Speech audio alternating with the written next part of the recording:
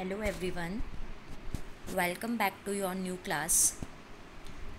We are going to start new chapter, that is second chapter, atomic structure. Atomic structure अपने 9th class में भी पढ़ा है, atom के बारे में अपने 10th क्लास में भी पढ़ा है और फिर एटम के बारे में आप 11th क्लास में भी डिटेल से स्टडी करेंगे। एटॉमिक स्ट्रक्चर का स्टार्टिंग बेसिक जो है वो 9th क्लास वाला और 10th क्लास वाला ही है। जैसे 9th में आपने पढ़ा था कि इलेक्ट्रॉन, प्रोटॉन, न्यूट्रॉन की डिस्कवरी कैसे हुई, वो चीज़ है। उसके बाद आपने एटॉमिक मॉडल्स पढ़े थे, वो वाली चीज़ है। ठीक है, तो इस तरीके से हम पहले तो बेसिक स्टडी करेंगे और उसके बाद में हम थोड़ा डिटेल में स्टडी करेंगे एटम के बारे में। सबसे पहले बात करते हैं एटॉमिक स्ट्रक्चर की थ्योरी की, मतलब एटॉमिक स्ट्रक्चर के बारे में, एटम के बारे में बताया किसने था। तो ये आपने पढ़ा है कि महर्षि कैनार्ड जो साइंटिस्ट थे, उन्होंने ये बताया था कि एटम जो है, मतलब एटम के बारे में सबसे पहले जो बताया था वो महर्षि कैनार्ड ने बताया था।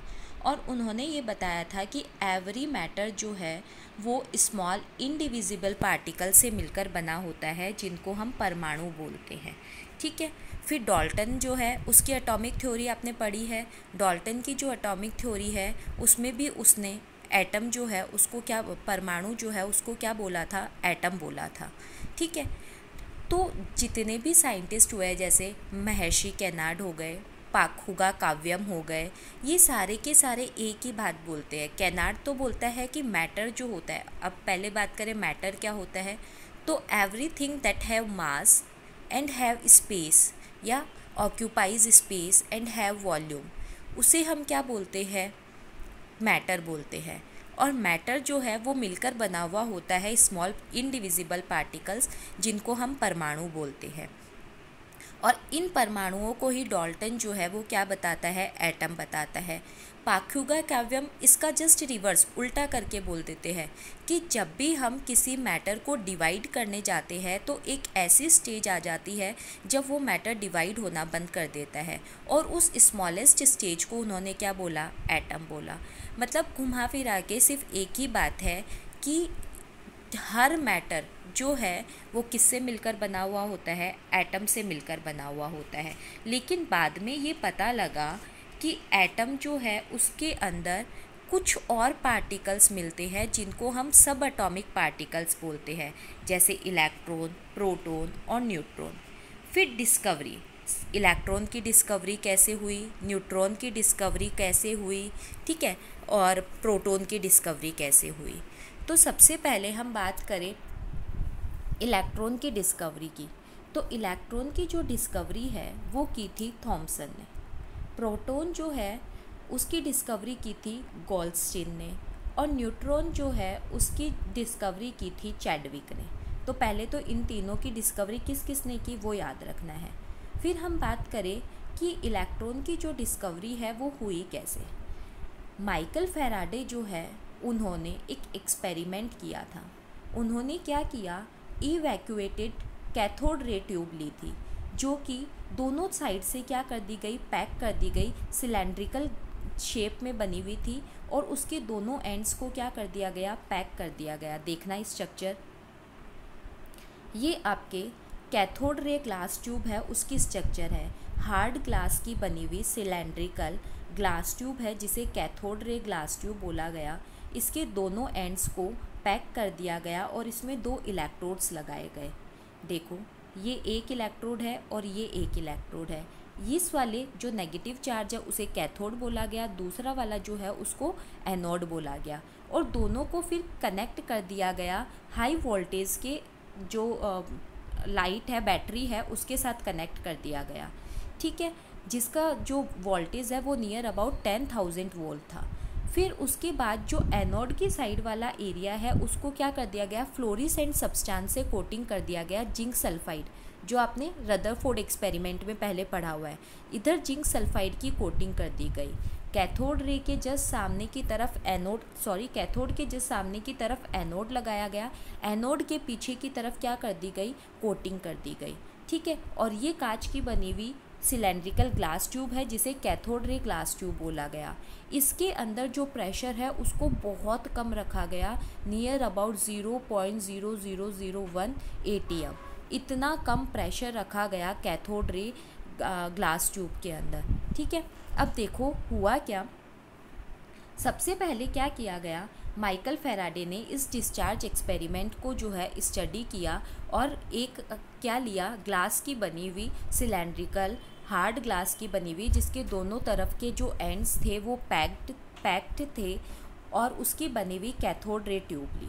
ठीक है, इस कैथोड रे ट्यूब के अंदर 2 इलेक्ट्रोड्स लगाए गए, एक कैथोड और एक एनोड। कैथोड नेगेटिवली चार्ज और एनोड जो है वो positively charge. Cathode ray tube के अंदर जो है वो गैसेस फिल की गई। ठीक है, और गैसेस जो है वो ऐसी ली गई जो कैसी थी, नॉन रिएक्टिव गैसेस थी। ठीक है, इनर्ट गैसेस थी। और उसके बाद 2 इलेक्ट्रोड्स जो है उनको कनेक्ट कर दिया गया हाई वोल्टेज के सोर्स से और लो प्रेशर उसके अंदर अप्लाई किया गया। फिर उसके बाद क्या किया गया, जो बैटरी लगाई गई वहाँ पे क्या किया गया, इलेक्ट्रिक करंट पास किया गया।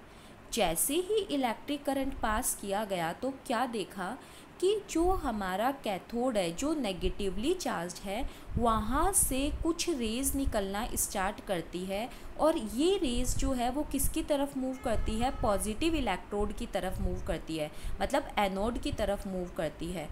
और ये जो रेज़ निकलती है वो लाइट के बीम के फॉर्म में निकलती है। क्योंकि ये रेज़ कैथोड से निकल रही थी इसलिए इनको क्या बोला गया, कैथोड रेज़ या कैथोड रेज़ पार्टिकल। और हमने अभी देखा था कि इनके पीछे की तरफ जिंक सल्फाइड की कोटिंग की गई थी जो कि एक फ्लोरिसेंट सब्सटेंस है।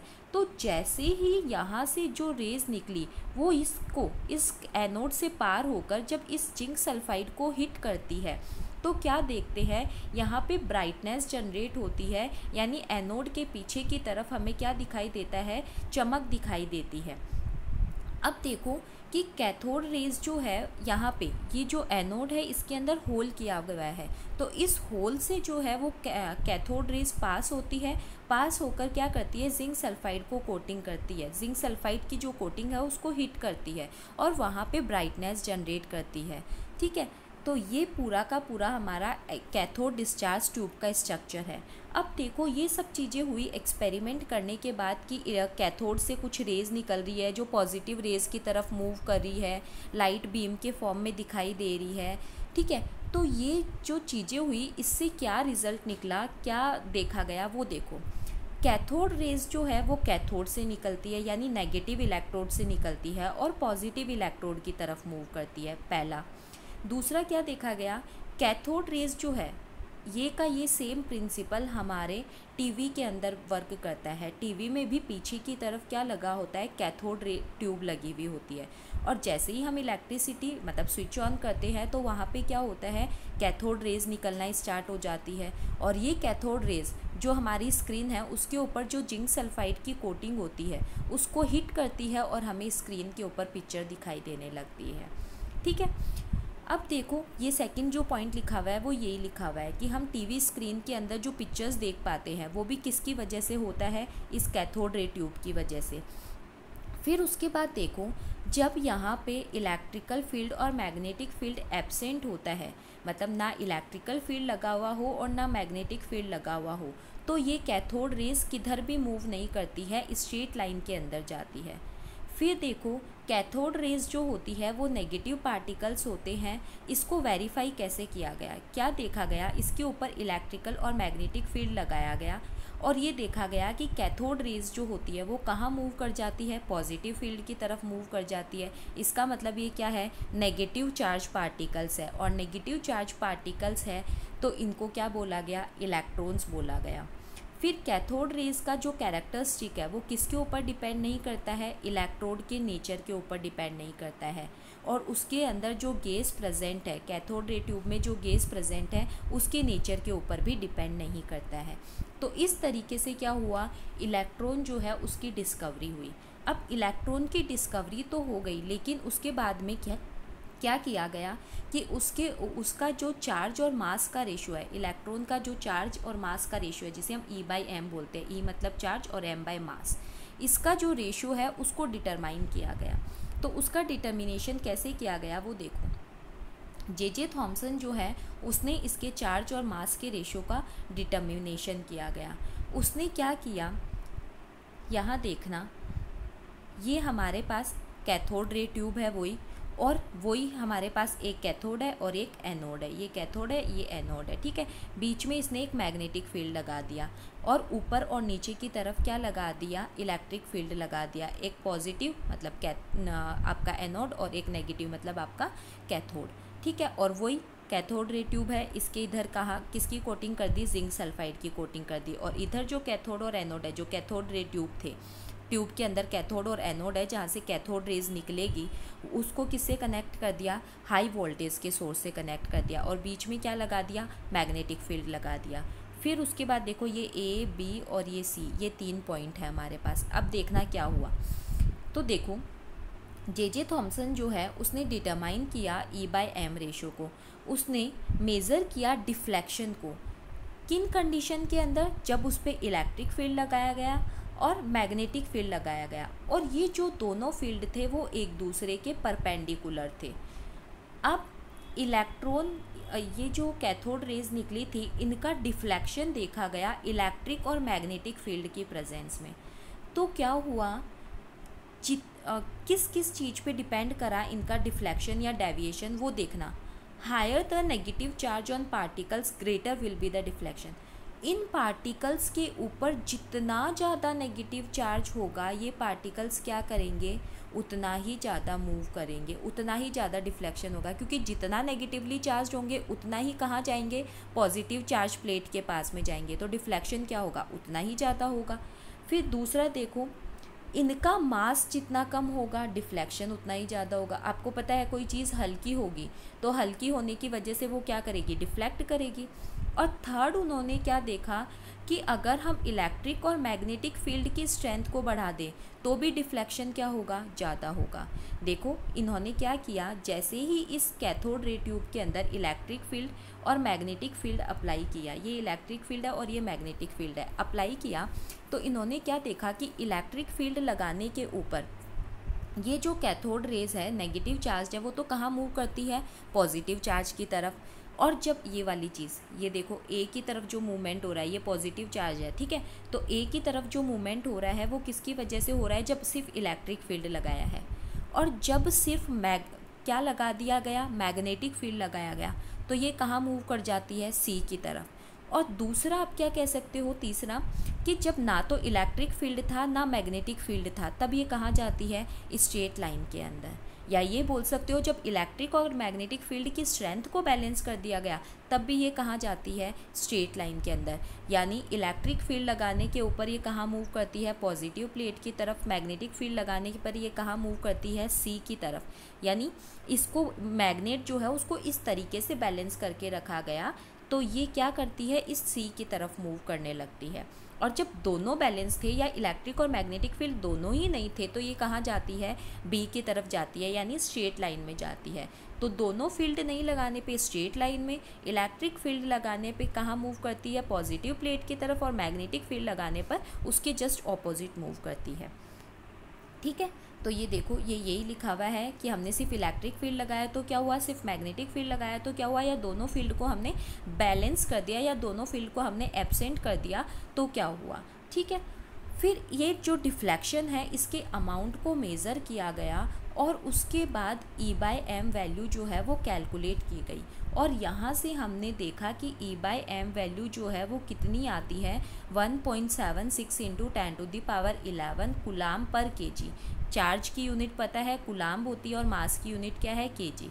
ये एक स्पेसिफिक चार्ज है। E क्या हो गया हमारा, चार्ज ऑफ इलेक्ट्रॉन जो कि कुलाम के अंदर है, और m क्या हो गया, मास ऑफ इलेक्ट्रॉन जो कि केजी के अंदर है, ठीक है। अब एक और चीज़, इलेक्ट्रॉन जो है वो पॉजिटिव प्लेट की तरफ मूव करें, इसका मतलब इलेक्ट्रॉन्स पे कैसा चार्ज प्रेजेंट होगा, नेगेटिव चार्ज प्रेजेंट होगा।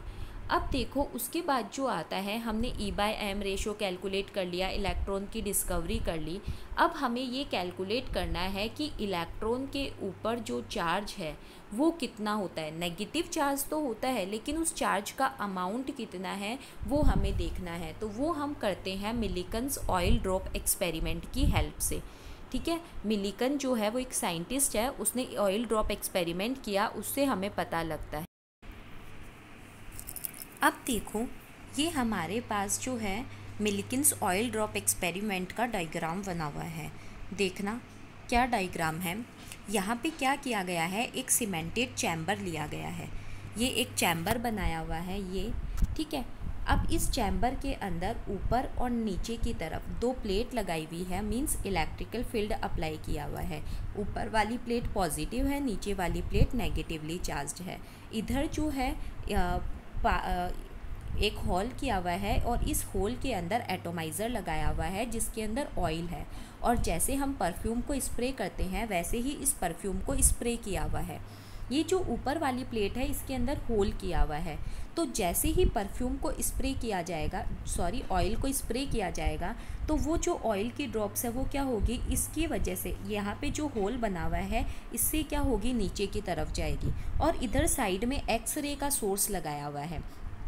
इस एक्सरे से जो लाइट रेज जारी है उसकी वजह से इन ऑयल ड्रॉप्स और इनके अंदर क्या होगा, कॉलिजन होगा। जैसे ही ये कोलाइड करेंगे तो ऑयल ड्रॉप्स के ऊपर क्या आ जाएगा, चार्ज जनरेट हो जाएगा। और ये जो चार्ज है वो कौन एब्जॉर्ब कर लेगा, एक्सरे जो है उसको एब्जॉर्ब कर लेगा। और फिर उस चार्ज को मेज़र करके हम क्या निकाल लेंगे कि इलेक्ट्रॉन पे कितना चार्ज आता है। जब मिलिकन ने ये एक्सपेरिमेंट बार बार रिपीट किया तो उन्होंने देखा कि जो चार्ज होता है Q, वो क्या होता है, E का मल्टीपल होता है, यानी NE। Q जो होता है चार्ज वो NE होता है, E का मल्टीपल होता है, और N यहाँ पे नंबर है 1 2 3 4 जो भी ऑयल ड्रॉप्स है उनका नंबर है। अब एक बार देखना वापस क्या है, मिलिकन जो है उसने एक डिवाइस ली जिसे हम बोलते हैं, एक डिवाइस लेके उसने जो अपना एक्सपेरिमेंट किया उसे हम बोलते हैं ऑयल ड्रॉप एक्सपेरिमेंट, जो कि किसके लिए किया गया, इलेक्ट्रॉन पे चार्ज को मेज़र करने के लिए किया गया। उसके अंदर इसने क्या किया, ऑयल ड्रॉप को जो है मिस्ट के फॉर्म में या स्प्रे के फॉर्म में एटोमाइजर्स के थ्रू जो है टाइनी होल से एंटर करवाया चैम्बर के अंदर, और उसके चैम्बर के अंदर जो है एक्सरे बीम डाली जिसकी वजह से जो ऑयल की जो ड्रॉप्स थी वो क्या हो गई, आयनाइज्ड हो गई। फिर इलेक्ट्रिकल चार्ज जो है इन ऑयल्स ड्रॉप के ऊपर एक्वायर हुआ क्योंकि कॉलिजन हुआ, और कॉलिजन की वजह से ये जो ऑयल ड्रॉप्स हैं इनके ऊपर चार्ज आया, और ये जो एक्सरेज थी इन्होंने ये जो ऑयल ड्रॉप्स पे चार्ज आया इसको एब्जॉर्ब कर लिया, और उसके बाद इस चार्ज की जो अमाउंट है उसको मेज़र किया गया। तो देखो इलेक्ट्रिकल फील्ड की स्ट्रेंथ, ठीक है, इलेक्ट्रिकल फील्ड स्ट्रेंथ जो है उसकी वजह से ऑयल ड्रॉप्स क्या है, एक और चीज़ आपने देखी कि ऑयल ड्रॉप्स क्या कर रही है, नीचे की तरफ मूवमेंट कर रही है, और इलेक्ट्रिकल फील्ड तो लगाया हुआ ही है, तो उसकी स्ट्रेंथ को देखकर क्या किया गया, ऑयल ड्रॉप्स के मोशन को भी मेज़र कर लिया गया, और इस मोशन को मेज़र करके और जो चार्ज आया इसको मेज़र करके ये देखा गया कि जो चार्ज जनरेट हुआ है, इलेक्ट्रिकल चार्ज जो जनरेट हुआ है Q, वो क्या होता है, इंटीग्रल मल्टीपल होता है E का। जैसे मैंने अभी आपको बताया था Q इज़ इक्वल टू क्या आता है हमारा, NE आता है। ये जो है चार्ज है टोटल, और ये जो एक जो ऑयल ड्रॉप है उसके ऊपर जनरेट हुआ चार्ज है वो किसका मल्टीपल होगा, N का मल्टीपल होगा, टोटल ऑयल ड्रॉप्स के जो चार्ज है उसका मल्टीपल होगा। यही होगा ना कि एक के ऊपर कितना चार्ज आया उसको हम क्या कर दें, नंबर ऑफ़ ऑयल ड्रॉप से मल्टीप्लाई कर दे तो हमें क्या मिल जाएगा, टोटल जो चार्ज है वो मिल जाएगा। तो Q क्या हो गया, ड्रॉप्स जो है उनका चार्ज हो गया, E जो है वो क्या हो गया, इलेक्ट्रॉन का चार्ज है, और N क्या हो गए, नंबर ऑफ़ इलेक्ट्रॉन्स। यहाँ इलेक्ट्रॉन की तरह कौन बिहेव कर रहा है, ड्रॉपलेट्स ही बिहेव कर रही है, क्योंकि उन ड्रॉप्स के ऊपर ही चार्ज जनरेट हुआ है। तो यहाँ पे जब इसको मेज़र किया गया तो क्या देखा गया, चार्ज कितना आता है, 1.6 इंटू 10⁻⁻19 कूलाम। याद रखना इलेक्ट्रॉन का जो चार्ज होता है वो होता है 1.6 इंटू 10⁻⁻19 कूलाम। तो E बाय एम की वैल्यू हमारे पास कितनी थी, 1.76 इंटू 10⁻11 कूलाम पर kg। E की वैल्यू हमारे पास कितनी है, 1.6 इंटू 10⁻⁻19 कूलाम। तो हम क्या निकाल सकते हैं, m निकाल सकते हैं ना। अगर हम इस E को 1.6 इंटू 10⁻⁻19 को यहाँ पे हम लिखेंगे 1.76 इंटू 10⁻11, ठीक है, इसको इसके नीचे ले जाए तो m की वैल्यू आ जाएगी तो m की वैल्यू क्या निकलती है हमारे पास 1.6, ये इसको डिवाइड किया तो हमारे पास कितनी निकलती है 9.1 इंटू 10⁻31 kg है ये, ठीक है। तो आप याद रखना अच्छे से, इलेक्ट्रॉन का मास होता है 1.6 इंटू 10⁻19 कूलाम, सॉरी चार्ज होता है, और मास होता है 9.1 इंटू 10⁻31 kg, ठीक है। अब जब इलेक्ट्रॉन की डिस्कवरी हो गई तो ये पढ़ा गया था कि एटम जो होता है वो इलेक्ट्रिकली न्यूट्रल होता है, मतलब अगर एटम के अंदर नेगेटिव चार्ज पार्टिकल्स हैं तो 100% पॉजिटिव चार्ज पार्टिकल्स भी होंगे। तो इन पॉजिटिव चार्ज पार्टिकल्स की डिस्कवरी स्टार्ट हुई। तो अब क्या किया गया, सेम वो ही कैथोड रे ट्यूब ली गई, और वो जो कैथोड रे ट्यूब थी, वो कैथोड रे ट्यूब जो है वो पहले से थोड़ी मॉडिफाई कर दी गई।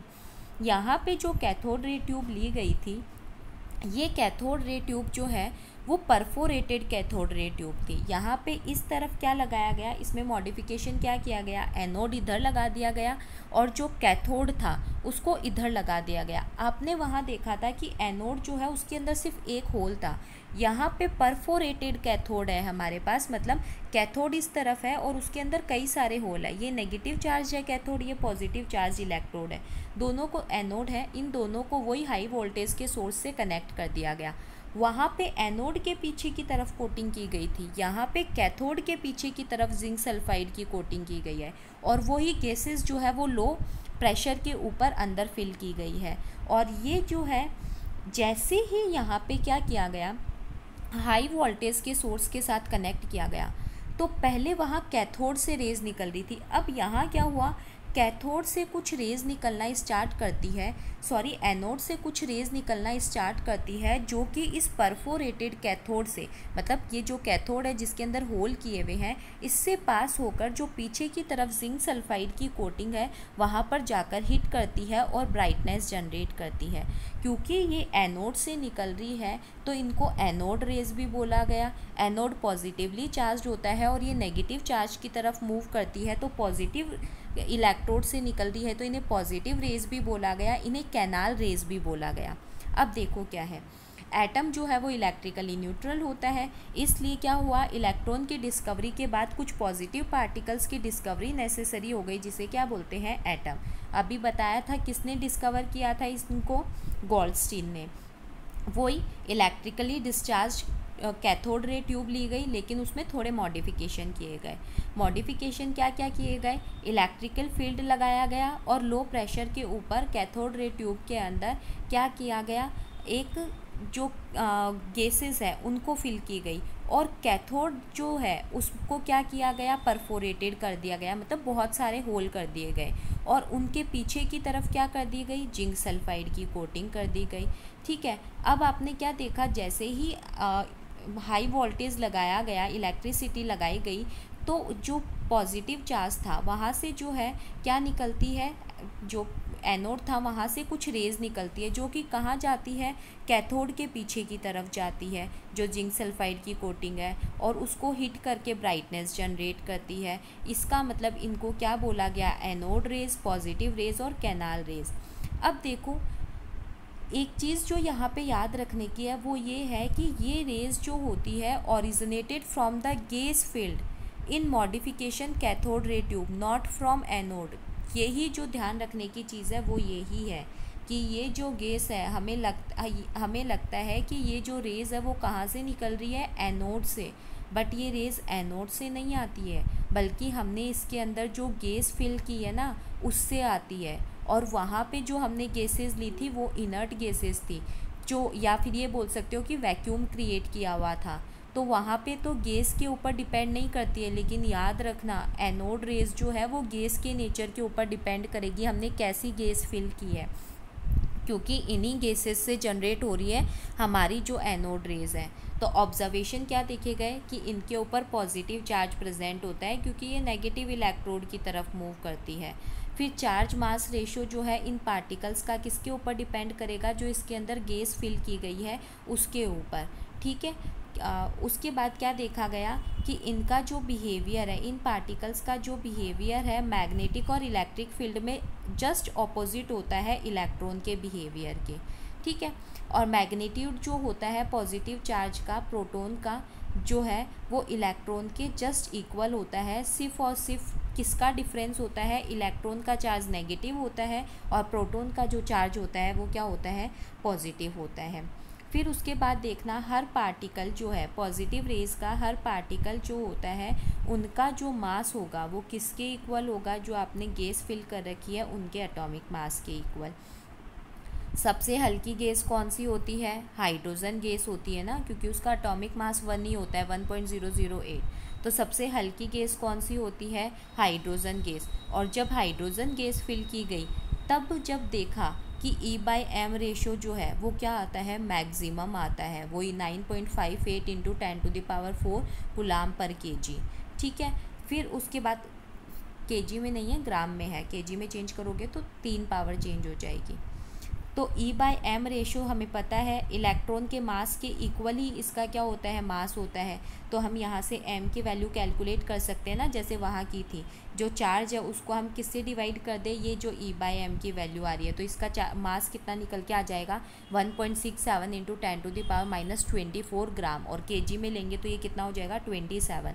तो याद रखना इलेक्ट्रॉन और प्रोटॉन पे जो चार्ज की वैल्यू होती है वो सेम होती है। इलेक्ट्रॉन पे सिर्फ ये चार्ज क्या हो जाता है, नेगेटिव। और इलेक्ट्रॉन के ऊपर जो मास होता है वो होता है 9.1 इंटू 10⁻31 मास है kg के अंदर। ठीक है। और जो प्रोटॉन होता है उसका मास कितना है 1.67 इंटू 10⁻24 ग्राम। फिर उसके बाद देखो इलेक्ट्रॉन की डिस्कवरी हो गई, प्रोटॉन की डिस्कवरी हो गई। फिर क्या हुआ, न्यूट्रॉन की डिस्कवरी के लिए ट्राई किया गया। तो चैडविक जो है उसने क्या किया, अल्फा पार्टिकल्स का जो है बम्बार्टमेंट करवाया बेरिलियम की शीट के ऊपर। अल्फा पार्टिकल्स का बम्बार्टमेंट करवाया बेरिलियम की शीट के ऊपर। तो उसने देखा कि कुछ इलेक्ट्रिकली न्यूट्रल पार्टिकल्स निकलते हैं जिनका मास प्रोटॉन के मास से थोड़ा सा ज़्यादा होता है। ठीक है। तो उन पार्टिकल्स जिनके ऊपर कोई चार्ज प्रेजेंट नहीं था, जिनका मास जो है प्रोटॉन के मास से थोड़ा सा ज़्यादा था, उन पार्टिकल्स को क्या बोला गया, न्यूट्रॉन्स। और कैसे जनरेट हुए, जब बेरिलियम की थिन शीट के ऊपर अल्फा पार्टिकल्स का बम्बार्टमेंट करवाया गया। ठीक है। और ये देखो चार्ज जो है वो तो ज़ीरो होता ही है, न्यूट्रॉन चार्ज होता है, इनके ऊपर ज़ीरो होते हैं। और मास देखो इलेक्ट्रॉन के मास से बिल्कुल थोड़ा, प्रोटॉन के मास से बिल्कुल थोड़ा सा ज़्यादा है। प्रोटॉन का 1.672 था ना इंटू 10⁻24 ग्राम, और यहाँ देखो 1.6749, इतना सा डिफरेंस है इंटू 10⁻24 ग्राम। ठीक है। फिर ये समराइज़ किया हुआ है सारी चीज़ों को कि इलेक्ट्रॉन, प्रोटॉन, न्यूट्रॉन ये सब एटॉमिक पार्टिकल्स हैं, इनके सिंबल E/P/n। इनका जो चार्ज लिखा हुआ है वो लिखा हुआ है कूलाम के अंदर। और न्यूट्रॉन का ज़ीरो होता ही है रिलेटिव चार्ज, इसका -1 है तो इसका +1 और इसका 0। फिर इन तीनों का मास लिखा हुआ है, रिलेटिव मास लिखा हुआ है और एब्सोल्यूट मास लिखा हुआ है। ठीक है। तो ये आपको सिर्फ टेबल को थोड़ा बहुत ध्यान में रखना है, जिसमें मेनली आप ये मास जो आपका ये मास है वो, और उसके अलावा आपका जो चार्ज है वो, उसको ध्यान रखना है। उसके बाद हमारे पास जो नेक्स्ट टॉपिक आता है वो आता है मास नंबर और एटॉमिक वेट।